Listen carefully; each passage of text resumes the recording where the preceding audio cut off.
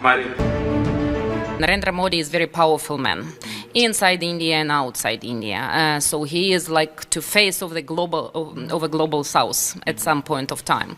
But I think he can push and convince Putin to stop the war, honestly. वास्तव में मैं सोच रही हूँ कि यूक्रेन के लिए ये बहुत महत्वपूर्ण है क्योंकि ये पहली बार है और मुझे बहुत बहुत आशा है मोदी मोदी मोदी पाकिस्तानियों ये क्या हो गया। एक आपको नजर आ रही है मिडिल ईस्ट और अफ्रीका में इधर, इसका जो असल बहुत बड़ा महाज है ना, असल महाज जो यूक्रेन और रशिया की जंग तय करेगी। नरेंद्र मोदी साहब जो हैं, he is one of the rare international leaders जो यूक्रेन भी जा सकते हैं और रशिया भी जा सकते हैं। मुझे ऐसा लगा था कि प्रधानमंत्री मोदी अकेले जा रहे होंगे, अकेले इन द सेंस कि he is going, and obviously उनके साथ 100-200 लोग जो जाते हैं प्रधानमंत्री के साथ वो भी होंगे, और डॉक्टर जयशंकर का जाना तो लाजमी है, वो तो जाते ही हैं प्रधानमंत्री मोदी के साथ। लेकिन अब ये पता लग रहा है कि अजीत डोवाल साहब भी उनके साथ हैं। इंडियन डायस्पोरा बड़ी तादाद में मौजूद था वहां पर, और इंडियन डायस्पोरा ने बहुत ज्यादा जोश के साथ अपने प्राइम मिनिस्टर यानी इंडिया के प्राइम मिनिस्टर को वेलकम किया है वहां पर। इन दी एंड तुम्हारा पूरा देश जो है पुतिन ना पार्किंग लॉट बना देगा।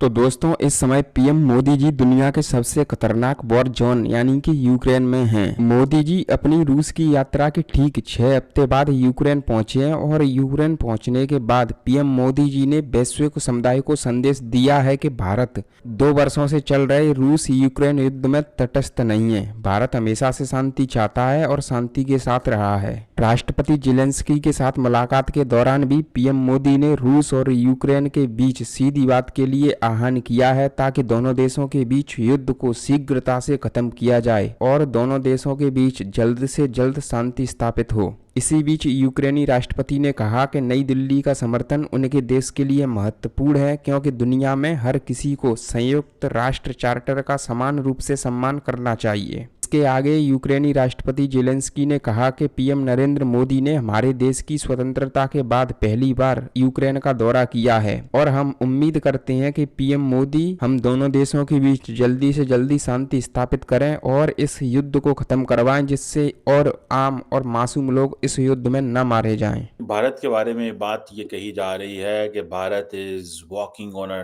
टाइट डिप्लोमेटिक रोप के ऊपर चल रहा है, और जिसमें ये आप कह सकते हैं कि नरेंद्र मोदी साहब जो हैं, he is one of the rare international leaders जो यूक्रेन भी जा सकते हैं और रशिया भी जा सकते हैं।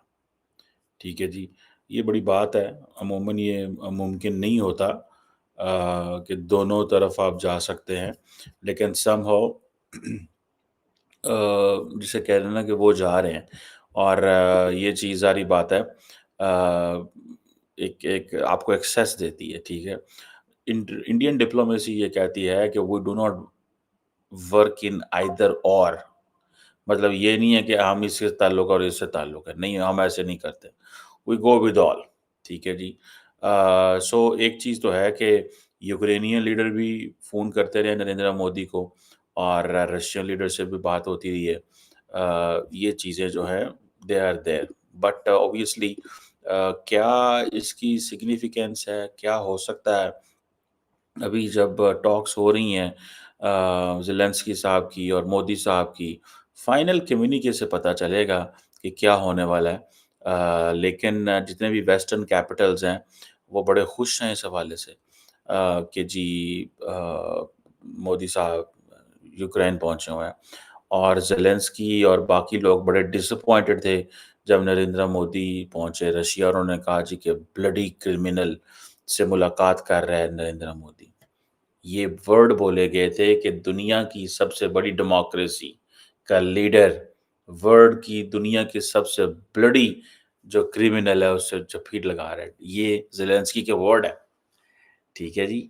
अच्छा, वैसे अगर इसको थोड़ा डाइसेक्ट किया जाए कि ज़ेलेंस्की का ये कहना कि वर्ल्ड्स लार्जेस्ट डेमोक्रेसी, ठीक है, मिल रही है, जो वर्ल्ड लार्जेस्ट डेमोक्रेसी का जो लीडर है वो हक कर रहा है दुनिया के सबसे बड़े ब्लडी क्रिमिनल से हक कर रहे हैं, and there was no response from India.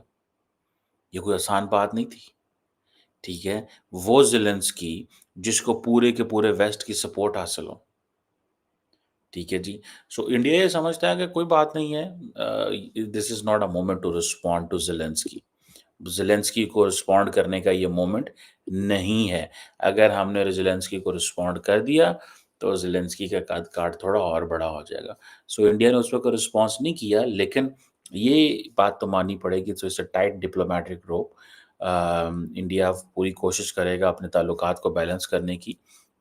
और ये जो इंडिया की मशहूर नॉन अलाइनमेंट अप्रोच है जियो पॉलिटिक्स में, अभी तक तो इंडिया को इसने बहुत फ़ायदे दिए हैं। मैं आई विश कि पाकिस्तान नॉन अलाइंड रहता, तो आज हम भी ना लड़ रहे होते, ना झगड़ रहे होते, ना कुछ कर रहे होते। मैं एक इंडिया की इस बात को लिंक करूँगा एक अमेरिकन पॉलिटिक्स के साथ भी, और एक इंडिविजुअल को भी फिट आती है। वो कैसे? कि जब भी आप ज़िंदगी में एक नई मंज़िल स्टार्ट करते हैं, इंडिया और पाकिस्तान ने 1947 में अपनी नई मंज़िलों का आगाज़ किया।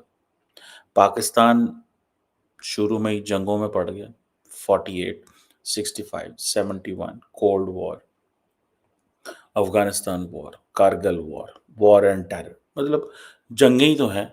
अब तो पाकिस्तान में कई लोग तंज़ करते हैं पाकिस्तान की हुकूमत के ऊपर कि एक जंग का सवाल है बाबा, एक जंग।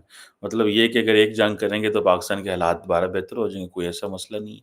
लेकिन उसमें जानी, माली नुकसान और सारा कुछ होता है। लेकिन इंडिया ने क्या किया? इंडिया ने किसी जंग का हिस्सा नहीं बना। नॉन अलाइन्ड अप्रोच रही। अपने आप को उसने मशहूर कर the word non aligned alignment जो है, that is tagged with India. India के साथ टैग हो गया हुआ है।